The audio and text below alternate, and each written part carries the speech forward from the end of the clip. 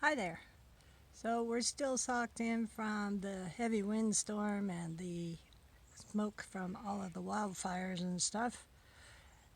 So the garden is taking a little bit of a beating from all of that, but I'm going to take you on a video tour of our garden, hall style. So we found that our back porch was not used much because we would go and sit underneath the trees when we wanted to be outside, and we decided to start figuring out how we could garden over at the coast when we moved to our beach property and still make some of our own fruits and vegetables and foodstuffs. So, what my wonderful husband came up with to also get gardening up high enough that I could do it as my arthritis advanced through the years was a container system. And the base of it is just standard bus trays that you can get from webstrop.com. And then they all got a hole drilled into them to allow some drainage, about a finger's width from the bottom.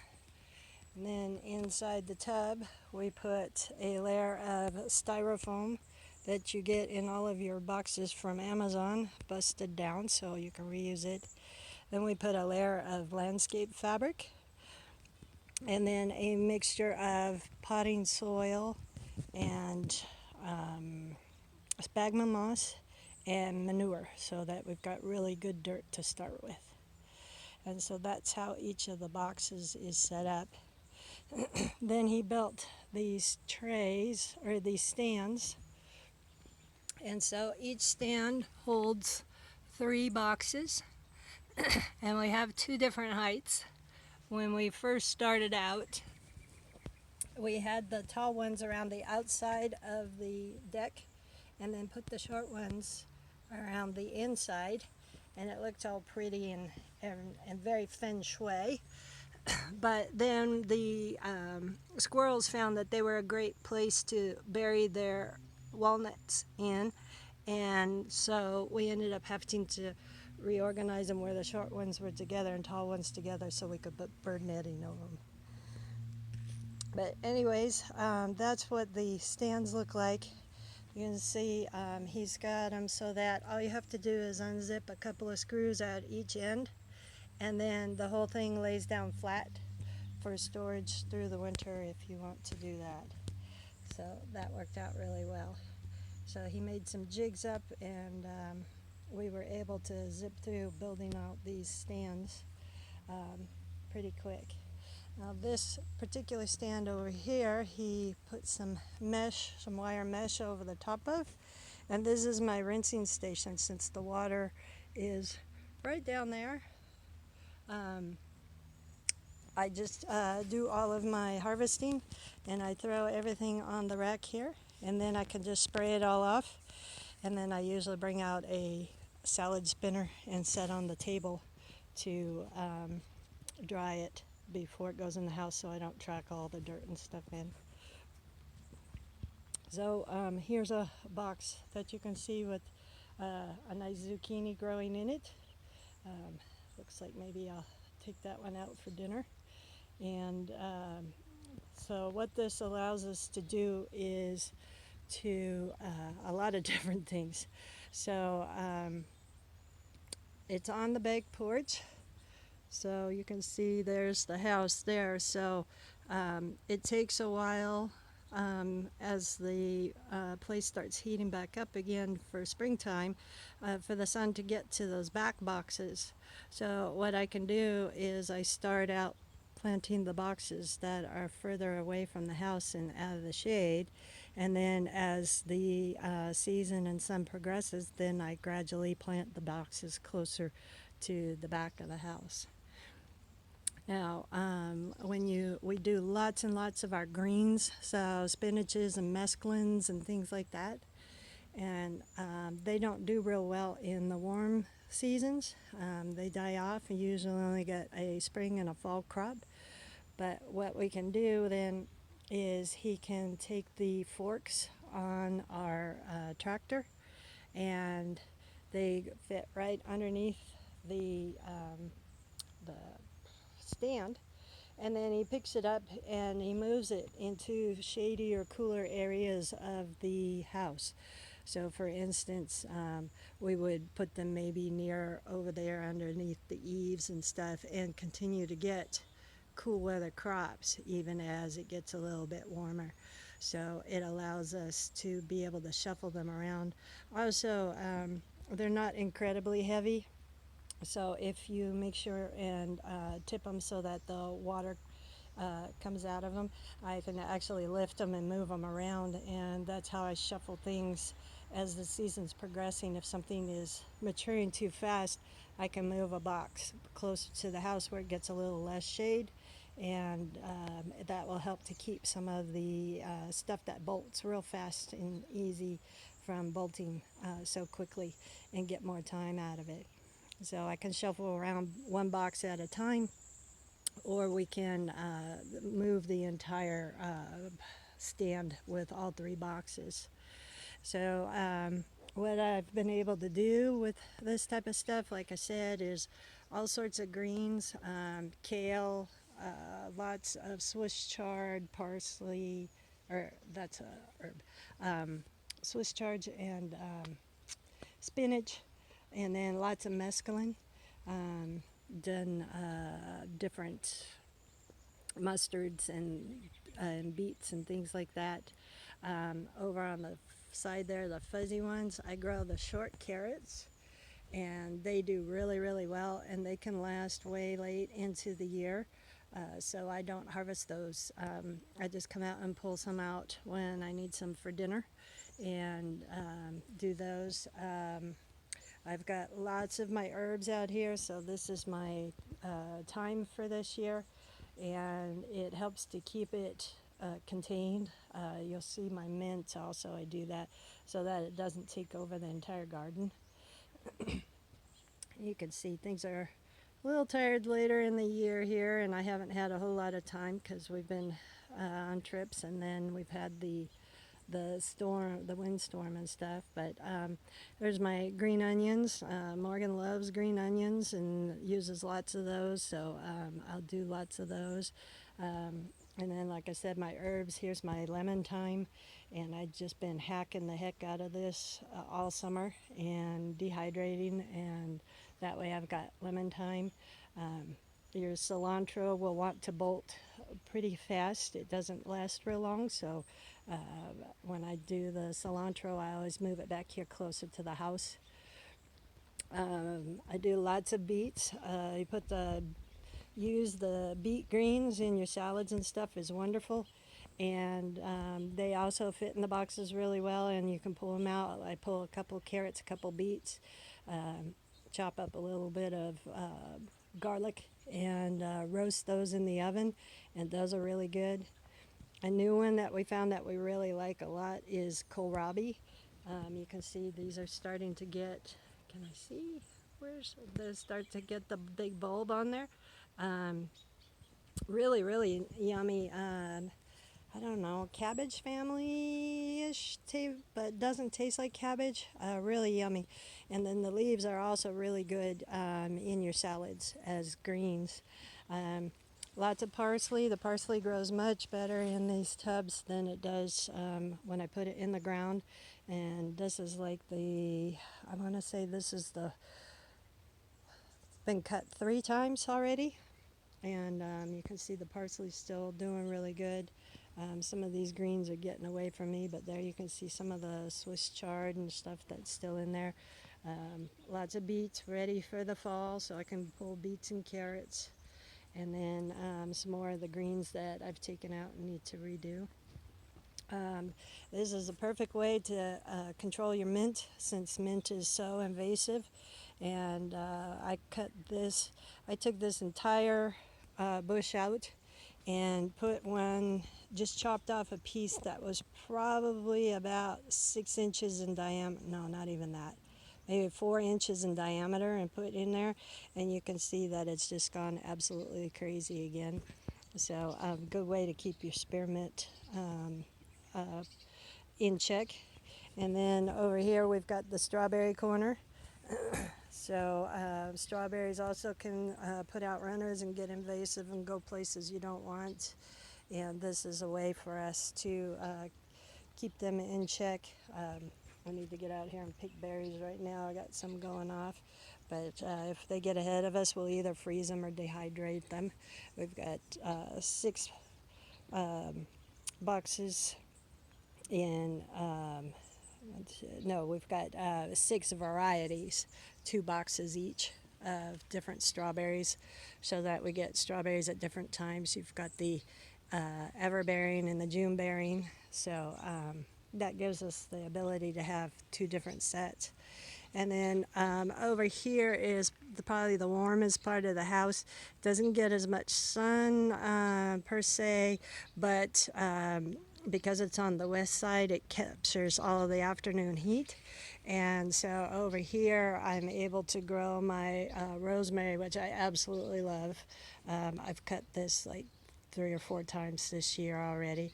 And then the basil, I need to make pesto out of today. You can see it just kind of goes crazy over here. And it's absolutely delicious, mixed with some spaghetti squash and some shrimp. Makes a lovely dinner. So this was my original kitchen garden that hubby built me a number of years ago. And you can see I have a hard time actually getting out to do just even this little space. I do run my peas up, the sweet peas go up. There's a fence back there behind that to bird netting. And so we do pea pods, the Oregon pea pods. And then this big thing that's falling over right now, that's my fennel. And I'm about ready to come out here and pick fennel seeds.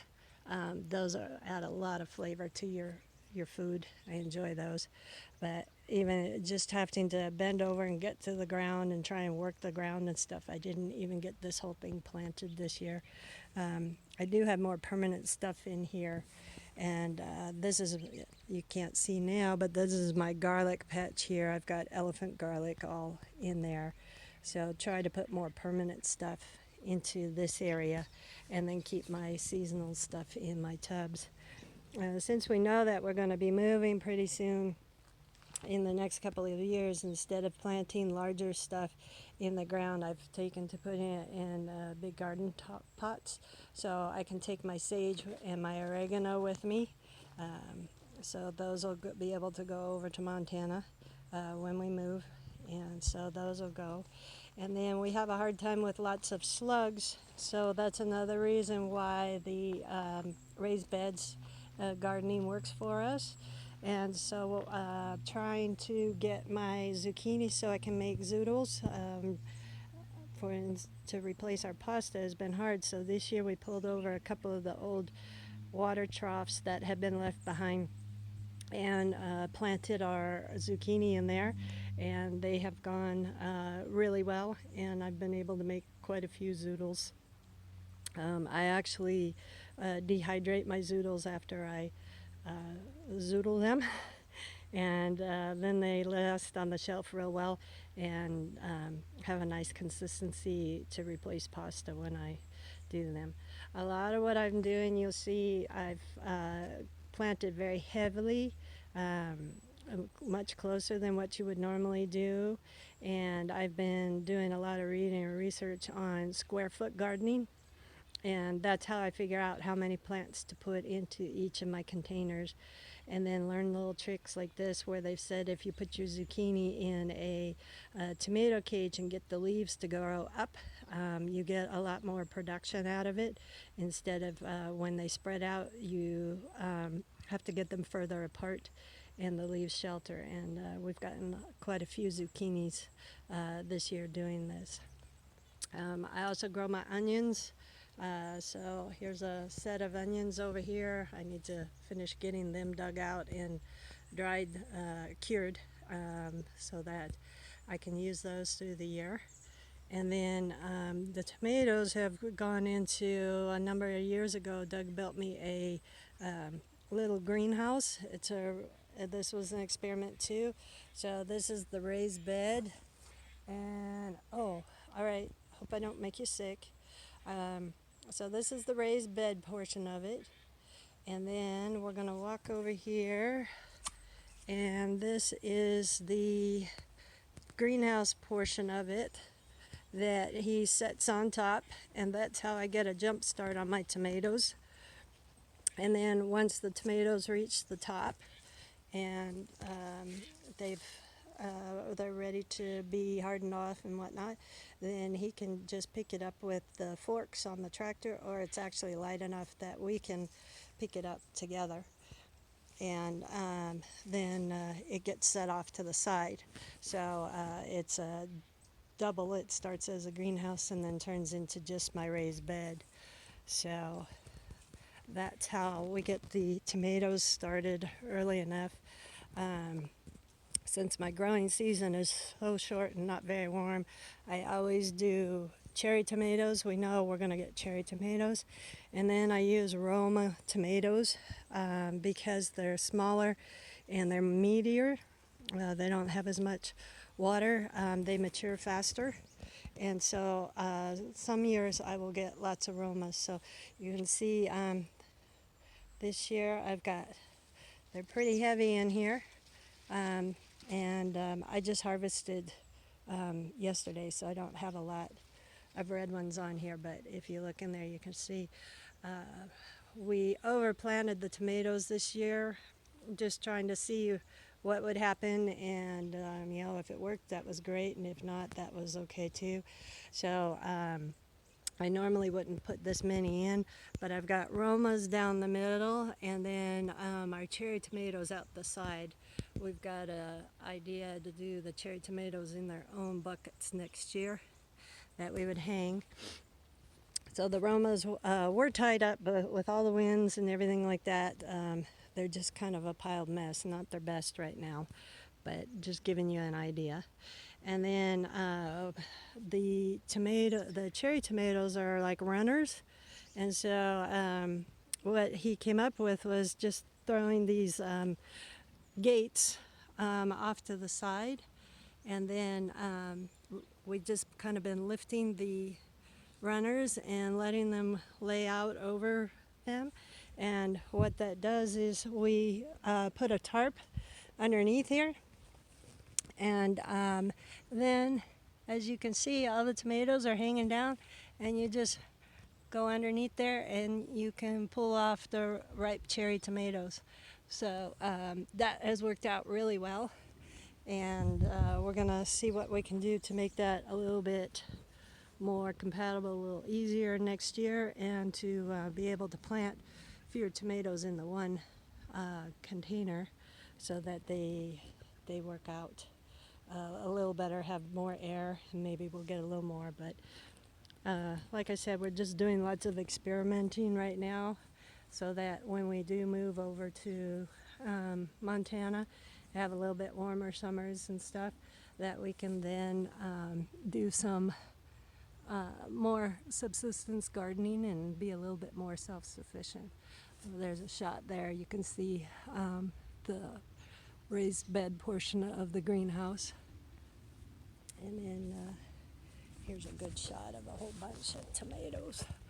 You can see some of them are getting ripe and whatnot. So that's how we're doing the tomatoes. All right. And then because of the COVID stuff early on, we weren't sure what the food supply was going to do, so we did extra gardening this year that we haven't done in the past. I've tried doing squashes in the ground. I really like a spaghetti squash as a noodle replacement, and delicata squash, and the what's the orange one? Butternut squash. You slice that and put the slabs on the barbecue. Oh, they're really good. So what we decided was to try and do raised bed stuff. We ended up with these kiddie pools that were left over from the puppy that she had bitten holes in through the years. And so what we did is we filled each one with, poked holes in the bottom and filled each one with some of the really good dirt. And I've got more squash this year than I've ever had planting in the ground down at the front of the house. They're hard to see because the grass has grown up around them, but it's protecting them. There's some down in there, so I've got a number of delicatas in here. And then over here I've got tons of spaghetti squash. There's one hiding in the grass there, and some that are starting to yellow off. So we just had this area that isn't really well used, so we thought, well, we'll just let them sit here and push them back towards this area of the house, and they can just overrun this, and it's worked out really, really well. Here's one in here yellowing off, and still getting flowers and starts. And then the acorn squash is over here. Or not the acorn squash, the, oh goodness, yeah. The big ones are over here. There we go.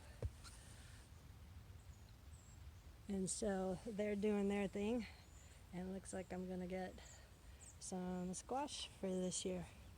Those are the butternuts.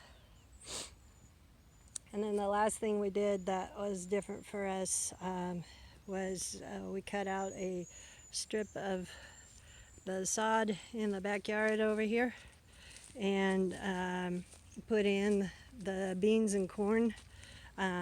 They've taken a really hard beating during this windstorm that we just had. So we have gotten lots and lots of beans, but you can see that they're looking pretty tired now. The wind had just stripped off the leaves over here. But this is an event that we haven't had before, so this is definitely a viable thing for us.